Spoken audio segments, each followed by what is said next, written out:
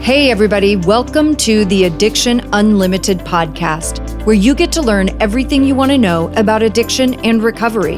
I'm your host, Angela Pugh, co-founder of Kansas City Recovery, life coach, and recovering alcoholic.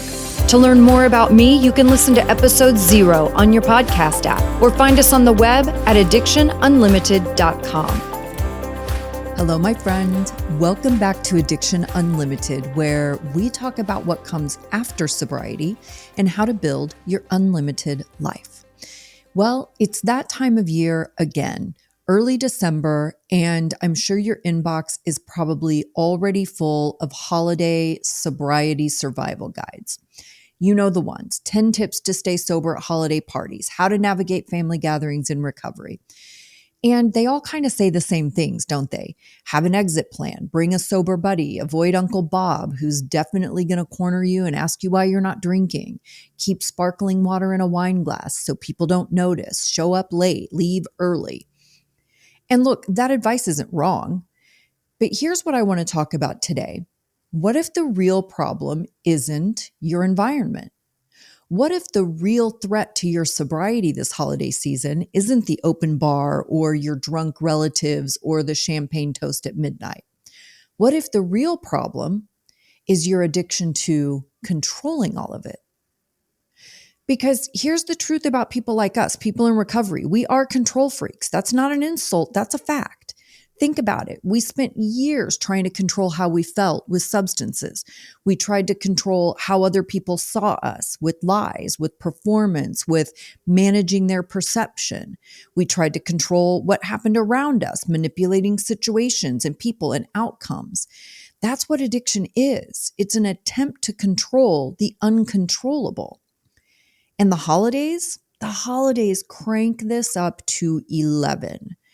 Suddenly, we're in close quarters with family, with old dynamics, with drinking people, with expectations and traditions and all this pressure to have a good time. And what do? We go into control overdrive. We try to manage who's drinking what. We try to prevent the same old arguments. We try to manufacture the perfect holiday moment. We try to make everyone comfortable with our sobriety. We exhaust ourselves trying to control things that were never ours to control in the first place. So today, we're doing something different. We're not talking about exit strategies or mocktail recipes. We're talking about the 8 things you need to stop trying to control this holiday season. Because every minute you spend trying to control external things, other people, situations, outcomes, is a minute you're not spending on the only thing you actually can control: yourself. And that internal focus, that personal responsibility, that's what protects your sobriety. Not your exit plan, not your sober buddy, but you.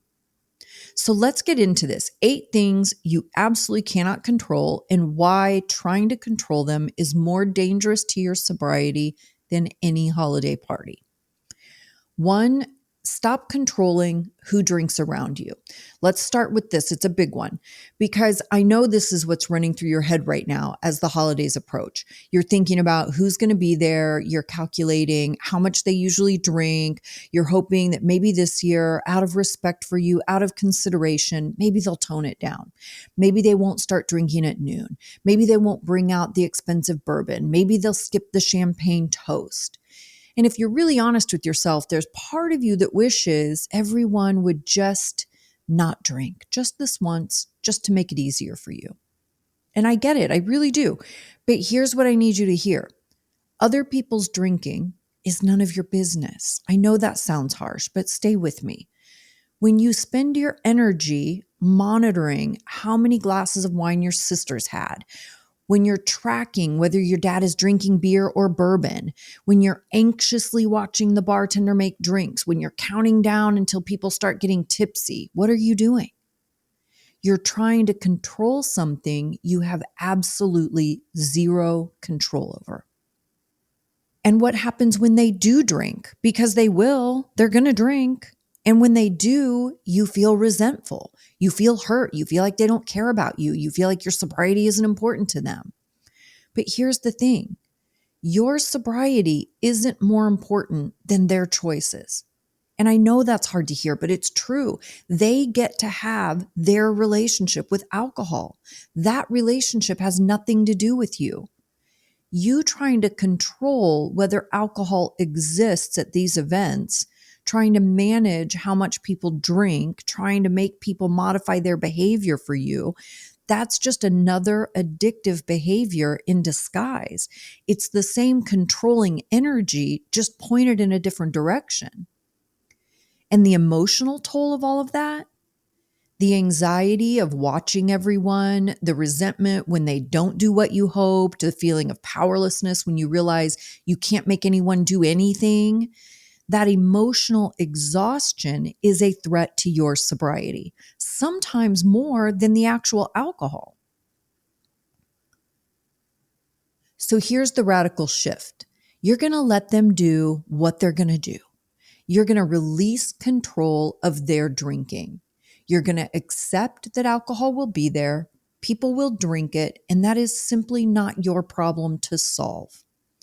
Your job is not controlling their drinking. Your job is to control your response to their drinking. So, in practical terms, what does this look like? When you notice yourself tracking someone's drinks, and you will notice it because it's kind of automatic for most of us, right? Do a body scan. Like, where are you tense? Is it your shoulders, your jaw, your stomach? That tension is information. It's telling you that you're trying to control something outside yourself. And then redirect it. Instead of their drinking is my business, shift to my peace is my business. If being in a room where people are drinking is making you tense, you can physically move, go to a different room, go outside, help in the kitchen. Your physical boundary can be as simple as changing your location. And mentally practice this phrase. I'm going to let them do what they're going to do. Okay, say it in your head like a mantra because it's true. You're going to let them because you don't have a choice. You can't control it. The serenity prayer isn't just a nice saying, it's instructions. You cannot change other people's drinking. You can only change how you respond to it. So stop trying to control who drinks around you. It was never yours to control anyway. Number 2, stop controlling what people think about your sobriety. Ooh, this might hit harder than the first one. You know that thing you do where you're crafting the perfect response to why aren't you drinking? You've probably practiced it, multiple versions, the casual one, the slightly more serious one, the deflecting with humor one. You walk into these holiday gatherings already defensive, already prepared to justify yourself, already managing everyone else's comfort level with your choice. Maybe you over-explain. Oh, I'm not drinking because I'm doing this health thing. And also I have to drive. And honestly, I just feel better when I don't. And it's really not a big deal. I'm totally fine with everyone else drinking, right? Or maybe you go the opposite direction. You get defensive. Before anyone even asks, someone says, can I get you a drink? And you respond with an edge in your voice, like, no, I don't drink. Either way, you're doing the same thing. You're trying to control what people think about your sobriety. You're trying to make them think it's no big deal, or that you're still fun, or that you're not judging them for drinking, or that you have a good reason that they'll approve of. You're performing, managing, controlling their perception of you. And here's why that's a problem. Their opinion literally cannot affect your sobriety unless you let it. Think about it. Someone thinking you're boring because you don't drink, that cannot make you drink unless you decide their opinion matters more than your sobriety. Someone feeling uncomfortable around your sobriety, that's their discomfort, not yours. You are not responsible for making other people feel okay about your choices. But when you over-explain, when you get defensive, when you try to prove you're still cool and fun and normal, you're giving away your power. You're making their opinion relevant. You're putting your sobriety up for debate. And honestly, most people aren't even thinking about you as much as you think they are. They're worried about themselves. They're dealing with their own stuff. Your not drinking might be a curiosity for 30 seconds and then they move on. But you spend the whole night managing what they might be thinking, and that's exhausting. So here's the radical shift. What other people think about your sobriety is none of your business. You don't need anyone's approval. You don't need their understanding. You don't need them to think you're fun or cool or have a good enough reason. You just need to not drink. So, in practical terms, how do you do this?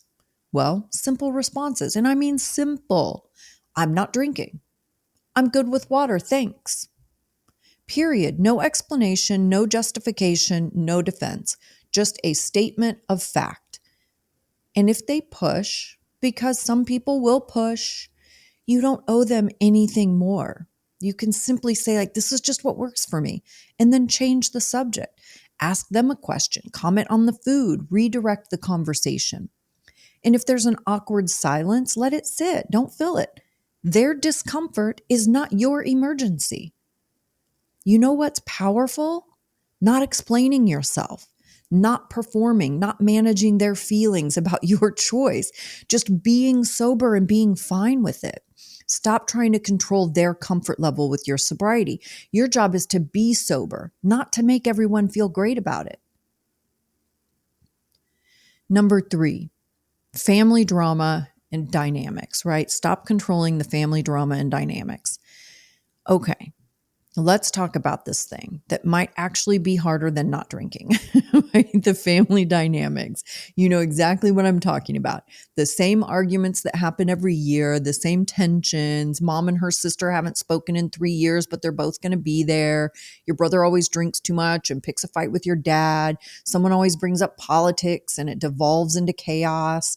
And you're sitting there trying to prevent it all from happening. You're managing. You're smoothing things over. You're the peacekeeper. You change the subject when things get tense. You mediate. You try to keep everyone happy. You attempt to orchestrate some version of family harmony that has literally never existed in the history of families. You're thinking, maybe this year will be different. Maybe if I just do X or say Y or keep things moving along, we can avoid the blow up. But here's what I need you to understand. These dynamics have existed for decades. Decades. They were there before you were born. They'll be there after you leave. You're not going to fix them at holiday dinner. And trying to control the family dynamics, trying to prevent the drama, trying to make everyone get along, it puts you directly in the middle of everyone else's chaos. It means you abandon your own boundaries. You absorb everyone's tension. You make yourself responsible for outcomes you have absolutely no control over. And when the drama happens anyway, because it will, then you feel like you failed. Like if you just managed it better, said the right thing, intervened at the right moment, it wouldn't have happened. But that's not true. The drama was always going to happen with or without your intervention. So here's the radical shift, and it's going to sound familiar because it's the same language we use for addiction. You didn't cause the dysfunction. You can't control it. You can't cure it. There you go. There's some good Al-Anon language for you. You didn't cause it. You can't control it. You can't cure it. Your family is going to do what they're going to do. The same patterns are going to play out, and you can observe that without participating in it. You can be in your family without being of the dysfunction, right? So what does this look like in practical terms?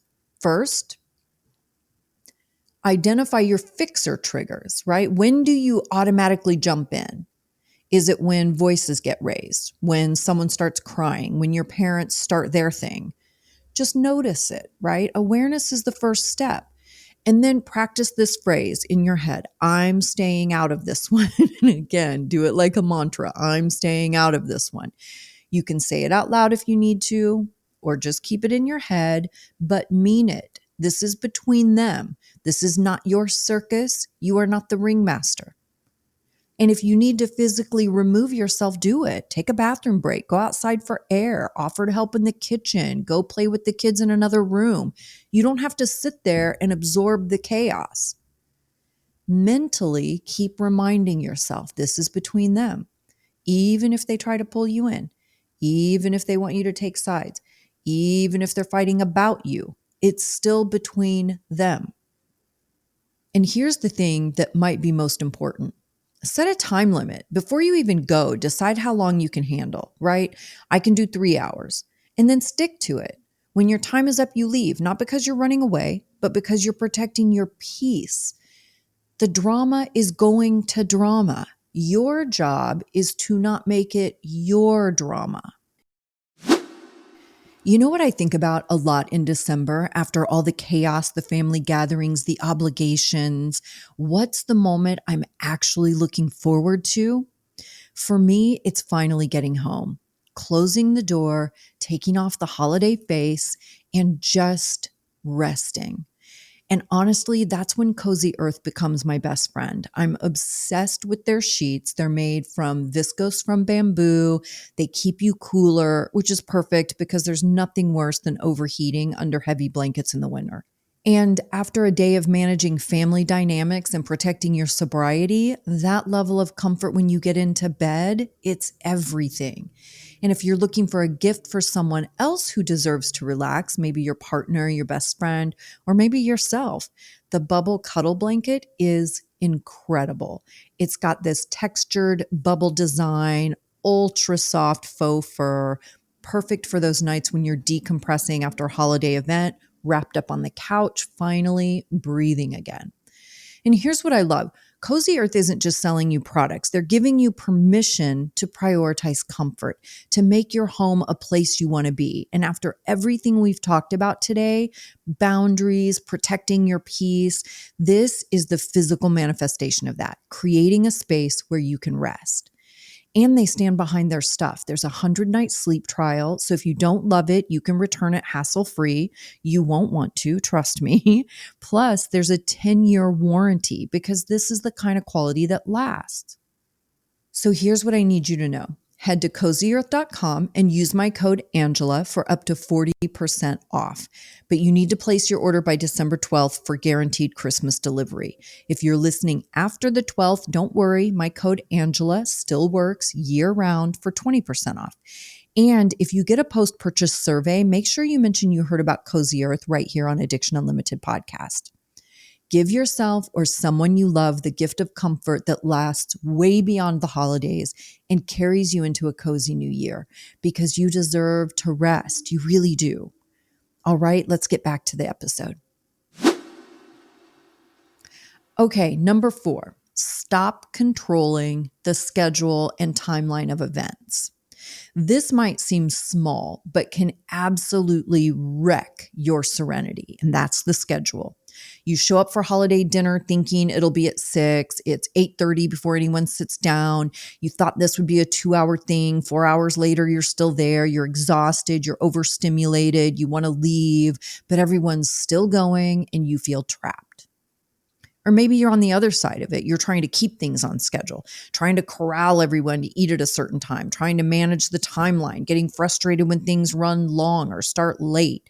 Either way, you're trying to control something that is fundamentally uncontrollable, and that's other people's timelines. And here's what happens. The frustration builds, the resentment builds, you feel stuck, you feel like you can't leave because it would be rude, because people would be disappointed, because it's tradition to stay for the whole thing. And that feeling, being trapped, that's dangerous for your sobriety. Because when we feel trapped, when we feel like we have no control, that's when we want to escape.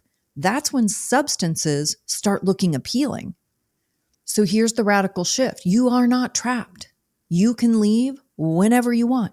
You are an adult. You can leave. You don't need permission. You don't need a good enough reason. You don't need to wait for the right time. You can just go. Other people's disappointment that you're leaving, that's not your emergency. That's their feeling to have. You can let them be disappointed without making it your problem to fix. Your sobriety and your peace are more important than holiday traditions, full stop. So in a practical sense, what does this look like? Well, drive yourself. or arrange your own transportation. Do not put yourself in a position where you are dependent on someone else's timeline. That's setting yourself up to feel trapped. Unless, listen, you can have a conversation with your person beforehand and set some parameters like, hey, dude, how long do you want to stay? I think I'm going to be good for about 2 hours. After 2 hours, I want to leave. Or if people start getting too drunk or they start getting riled up, if voices start getting raised, I'm going to want to bail. Do you have my back? If not, I'm out. Like, have those conversations in advance so you don't feel trapped. Set your own internal time limit. I'm staying for 2 hours or 3 or 90 minutes, whatever you can genuinely handle. Don't overshoot this. Be honest with yourself about your capacity.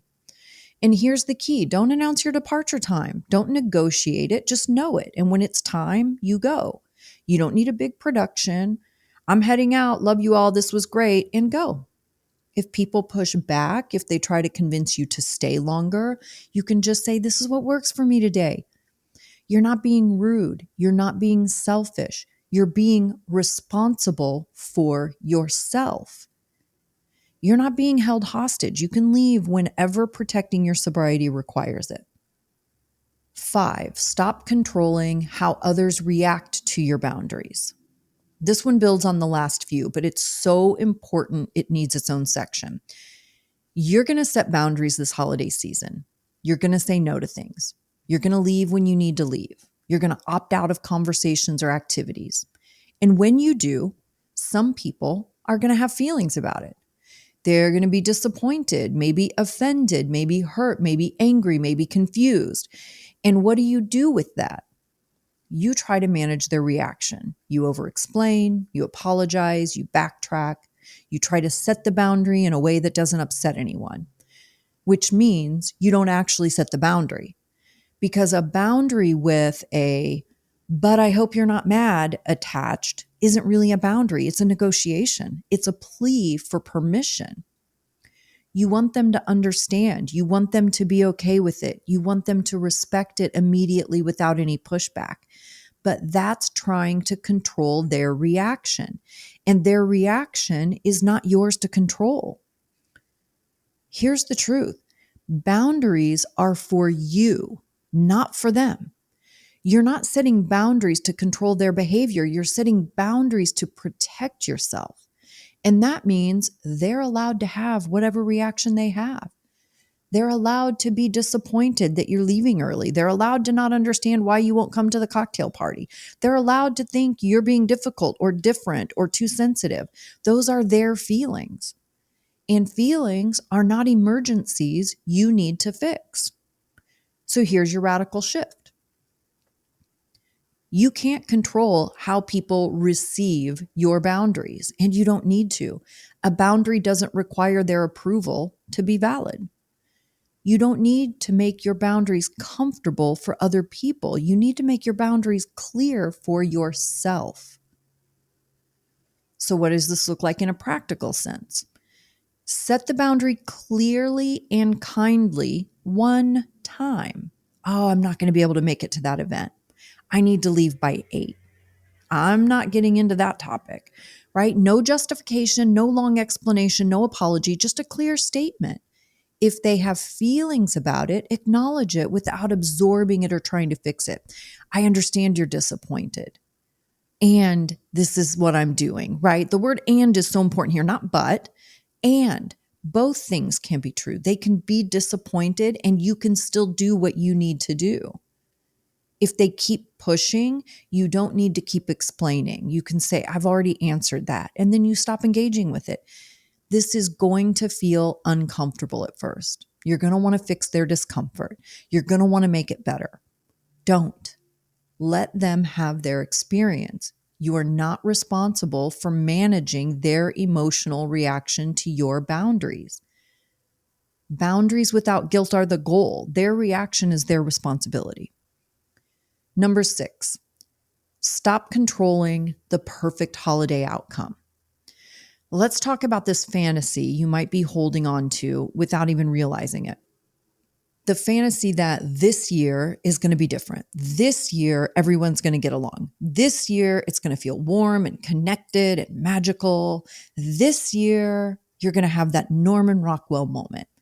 You're going to feel grateful and joyful and present. Your family's going to be on their best behavior. The food will be amazing. Everyone will be kind. Someone might even acknowledge how hard you've worked and how far you've come in your sobriety.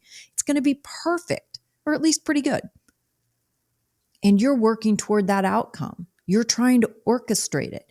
You're managing your behavior, managing others, trying to create the conditions for this ideal holiday experience. But here's what happens. It's not perfect. Of course it's not.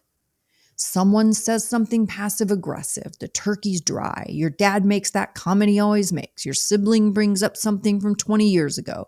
Nobody acknowledges your sobriety. Someone drinks too much and gets weird.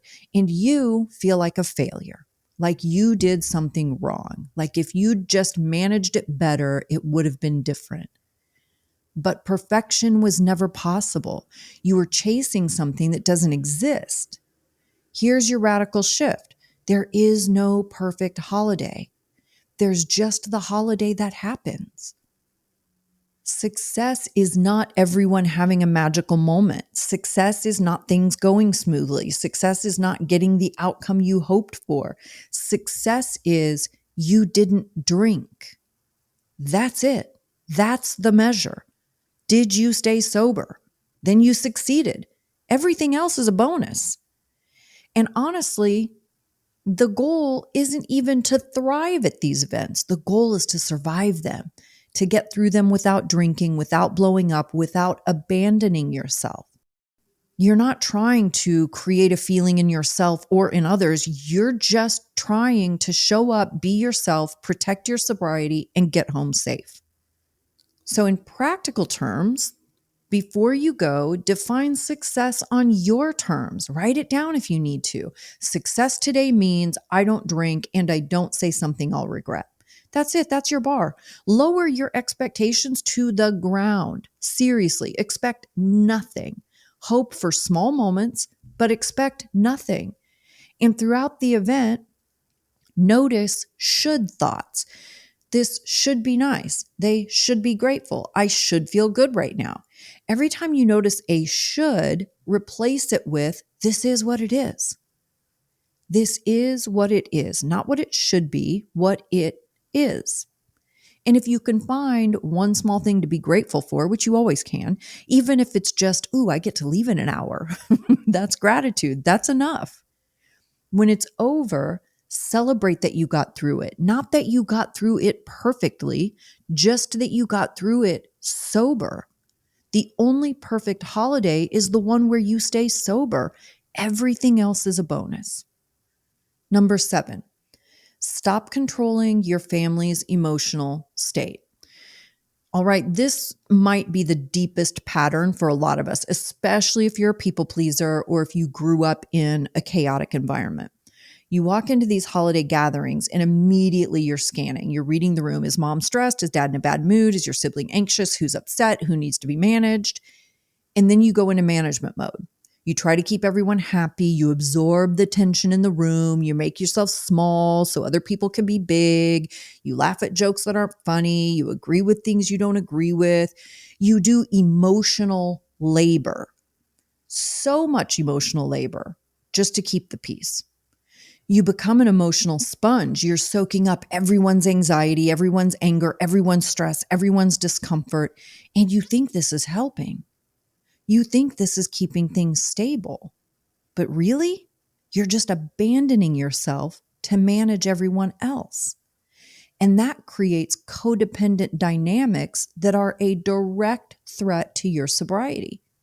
Because when you're responsible for everyone else's emotional state, when do you get to have your emotions? When do you get to feel what you feel? You don't. You stuff it down, you push it aside, you make it not matter. And what happens to emotions that get stuffed down? They come out sideways as resentment, as anger, as the urge to drink. So here's your radical shift. Everyone is responsible for their own emotional state. Everyone, including your parents, including your siblings, including you. You can be compassionate without being responsible. You can care about someone without carrying their emotions for them. Their feelings are not your job to fix. You can witness someone's distress without absorbing it. This is what detachment with love actually means. It's not cold, it's not uncaring. It's recognizing that they have their experience and you have yours. And you're not helping them by taking on their stuff. So, in a practical sense, start noticing when you're taking on someone else's emotions. Ask yourself, is this mine? If your stomach is in knots, but you don't know why, check. Are you absorbing someone else's anxiety? If you're feeling angry, but nothing has happened to you, check. Are you carrying someone else's anger? When you notice this happening, do a physical grounding. Feel your feet on the floor, take 3 deep breaths, feel the boundary of your skin. This is you, that is them. And mentally practice this, right? Saying, they're having a feeling, I don't need to fix it. If someone's upset, you can be compassionate. You can ask, what do you need? But let them answer. Don't jump in with solutions. Don't take it on. Don't make it your responsibility to change their emotional state. And if you need to physically remove yourself from someone else's emotional intensity, do it. I'm going to step away for a minute. You don't need permission. You don't need to wait until they're done being upset. You can love people without carrying their emotional baggage. In fact, you have to, because carrying their baggage means you're not carrying your own. And you're the only one that can carry yours. Okay, number 8. Start controlling, right? Here's where we shift. This is what you do have control of. Your response, your boundaries, your peace. All right. We've spent this whole episode talking about what you can't control. 7 things you need to release, let go of, stop trying to manage. And maybe you're sitting there thinking, okay, but if I can't control any of that, what can I control? What do I do? Well, this is it. This is the flip. After 7 things you can't control, here's the one thing you can: yourself, your response, your boundaries, your peace. That's it. And here's the wild thing. That's enough. That's actually more than enough. That's everything. So let's break it down into its 3 parts. Your response. You can control how you react when things go sideways, not whether things go sideways. They will, but you can control how you respond. If someone says something passive aggressive, you can't control that they said it, but you can control whether you engage with it or let it slide. You can control your tone when you respond. You can control whether you match their energy or maintain your own. This is the space between stimulus and response. Someone does something, and then there's this tiny gap. Sometimes it's just a second before you react. That gap, that's your power. That's where your control lives. 3 deep breaths can create enough space for you to choose your response instead of just reacting automatically. Next is your boundaries. You can control when you arrive and when you leave. You can control what conversations you participate in and which ones you walk away from. You can control what behaviors you'll tolerate and what you won't.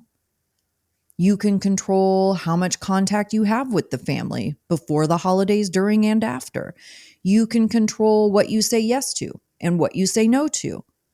These are not small things. These are major things. These are the things that actually protect your sobriety.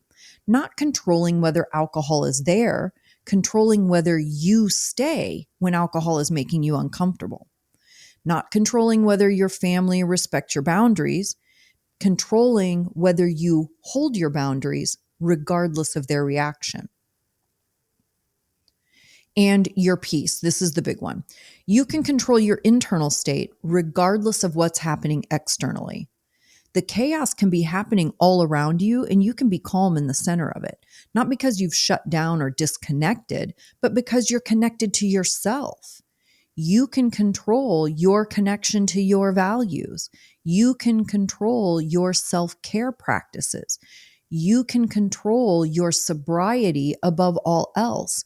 You can control making your serenity the top priority.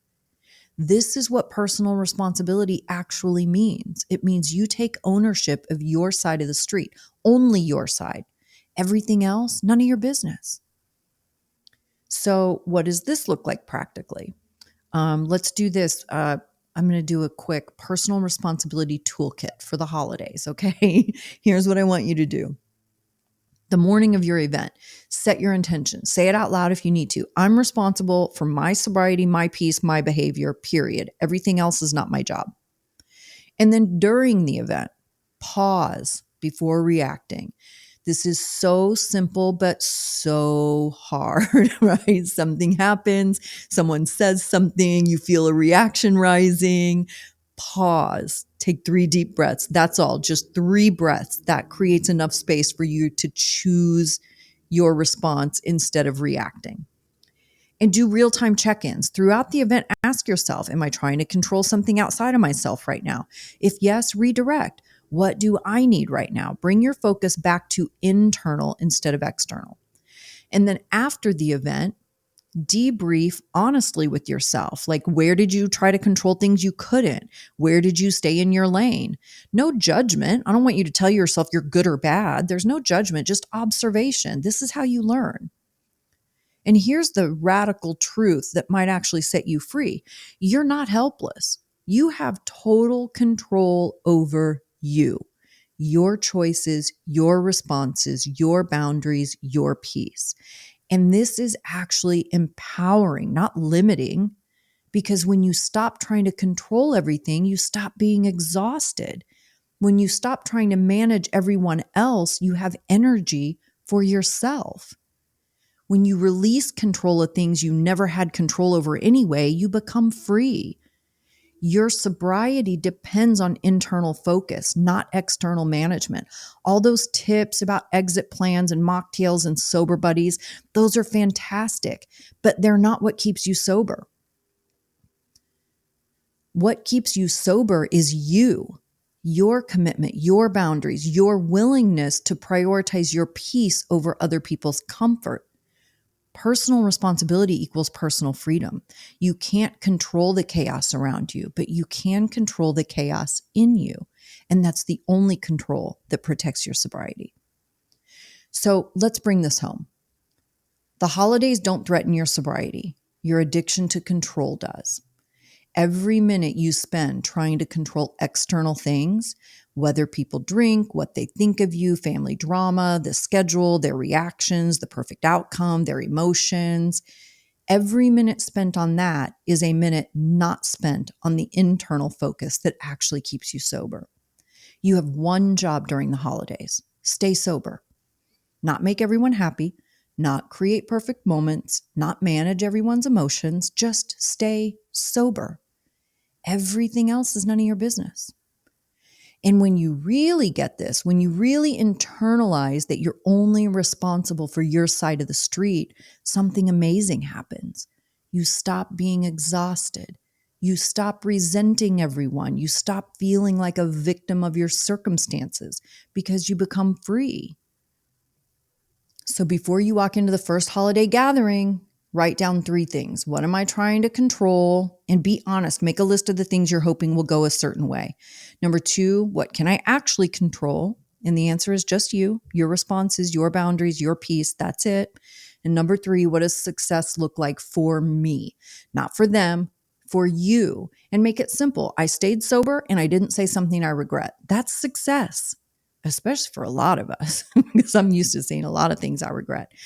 But the most radical thing you can do this holiday season is mind your own business, your sobriety, your peace, your choices, your side of the street, and let everyone else do the same. You've got this, not because you can control everything, but because you can control the one thing that matters, and that's yourself. And that's enough. So before you go, I want to make sure you have everything you need to get through this holiday season sober. I put together a free Sober Holiday podcast playlist with over 20 episodes specifically designed to help you navigate everything we talked about today and more.